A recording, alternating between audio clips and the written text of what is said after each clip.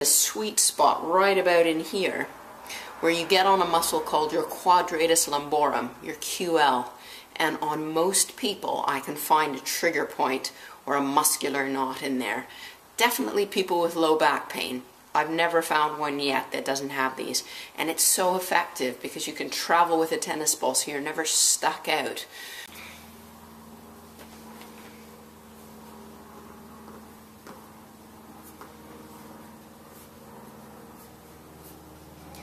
Say ouch. Yeah, okay, I can find a tender point in there. And remember those spots I showed you on the spine between the crest of the pelvis and where your ribs end, in between there, and really up close to the bony spine, but not on the bones. So you put the tennis ball in, you roll your knees back. Sometimes I give them a bit of a wiggle and I look to see, is that tender? Not quite. Take the knees away, find the point, move the ball around until you find a tender one. Now I've got one there. Now for some people this is enough weight to get the tension onto the ball and feeling that tenderness. If you can't find a tender point, you can increase the weight on the tennis ball. I tend to do this by taking my foot onto my opposite knee and tipping. Sometimes I even like to use my hands, cupping them over my knee, tipping right onto the ball, putting a little more weight onto that point. And now I've got a really tender one. I call it good pain. Something you feel like where you're really getting at the point and doing something about it. Now the key with these tender points is you need to stay on them until they completely fade. If you come off the ball before they've faded, you can actually switch these points on and they can start to really aggravate you. So you stay on, and I've got a good point there now, it's tender. If you get one and you start feeling the tenderness travel down your leg, it's okay. Just remember that that's a more chronic point. When they travel away from the site, they've been there longer. Stay on it until it completely fades. On average, that will take between 20 seconds and right up to 2 or 3 minutes for some really chronic ones. When the pain is completely dissipated, slowly roll off the tennis ball and move the tennis ball to another tender point. Continuing on with that self-myofascial release warm-up series, we're going to be talking about the glutes. There's a few key areas that need to be addressed when it comes to glute training. In relation to the hips, you have to understand that the hips, along with the shoulders and ankles, are very mobile joints. They're meant to be swung around and moved. So if you sit on your ass all day for a living, it's pretty tough to make sure that your hips are moving properly. It's probably going to be one of the best things that you feel. But again, go check out the guidelines. I've got a video on that, and it's going to be in the link below the description. As well, you're going to find a link to my blog, which talks all about self-myofascial release and also covers some of the product reviews of things that are on the market. So let's get into glutes for warm-up again. I'm not trying to spend a lot of time. We're going to be talking later about how to cover glutes for recovery.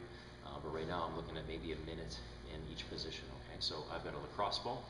First thing I'm going to address is the top of the glutes. You have to understand that if I'm going to be squatting or deadlifting or lunging, all of these involve a lot of hip hinging, okay?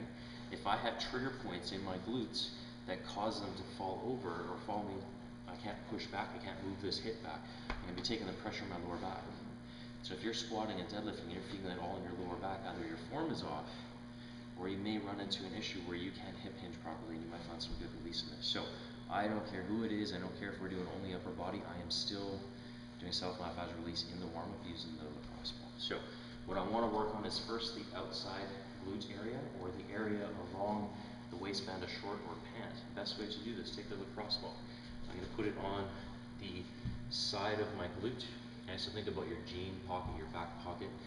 What I'm going to do is I'm going to take that leg, I'm working on my right glute, I'm going to take my right foot, cross it over. Okay? Helps me relax the glute. Now what I'm going to do is I'm just going to roll around, okay, against the wall. I can put as much pressure as I want to. When I find an area that's tender, okay, usually the top outside part of my glute, I'm just going to put some light pressure and little bits of rolling on it. Okay? Feels good, get some deep breathing in there. I'm going to roll around to the back. Try not to go near the tailbone. Okay, there's a lot of nerves in there. You don't want to be rolling around the tailbone too much. You're looking for meaty areas. Okay, so in the glute. So I'm going to roll around, and that feels instantly better. I feel already that I have an opening of my hips if I wanted to get into some leg work. So I'm going to do the other side. Again, if I'm on my left glute, I'm going to take my left leg off the ground. Okay? Use the balance. So all my weight right now is in my right. Helps me relax the leg, and that's a big thing. If I'm flexing my glute, I'm not going to be able to get into it too deeply. Think about it as deep tissue massage. Okay, I'm rolling around, trying to scan, find those trigger points. When I find them, I can dig at them a little bit.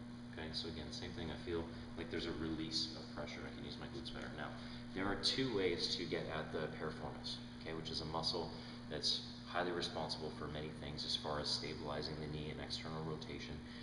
Some people run into a lot of problems if they have piriformis that has inflammation, especially if you sit for a living. Okay, so if you're in a car all day, if you're in a desk all day, your piriformis most likely doesn't know what it's doing, and it's most likely painful. So there's a couple ways to address it. I'm going to show you the easy way, unless you've got tons of balls to play around with. I'm going to take that same lacrosse ball that's working on the top of my glute, and I'm going to put that into the middle of my glute.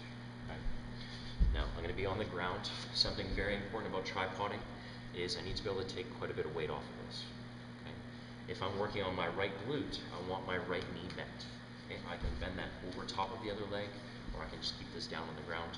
I'm using my left leg and my two hands to take some of this pressure off the glute. I'm just going to roll around. Okay? And I'm just going to find an area that's tender, and then I'm just going to sit into a little bit. I can do some mobilization with the leg. That feels good. Roll around, see if I can find any more of those trigger points. Again, this is warm-up. I'm not trying to spend a significant amount of time on it. Maybe a minute or 2 minutes in each position, especially if you're working on leg stuff. So again, middle of the butt cheek. Fold the leg I'm working on, so left glute bent in the left knee. Tripod, take a lot of weight off.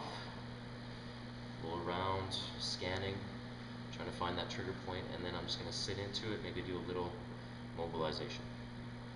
Okay. Now, it is better, especially if you can manage the balance on this, to take this with a basketball, basketball, medicine ball, soccer ball would do, a volleyball, anything that's about this size. Okay. Now what I'm going to do is I'm going to sit into the same area. Okay. You're going to find that this is just more effective than the lacrosse ball. If I'm working on my left glute, I want my left leg bent. I'm going to hold this a little bit, and I'm going to roll side to side. Okay. Think about the middle of your butt cheek and rolling out towards your hip joint, which is the lineage of the piriformis. Okay. You're going to find a tender area. Again, little bits of rolling. So you're scanning. Okay, until I find an area that's tender, and I'm going to give a little bit of digging to it. I'm going to find another area, okay, usually outside the hip joint, and I'm going to go with that one. So I would obviously do both sides.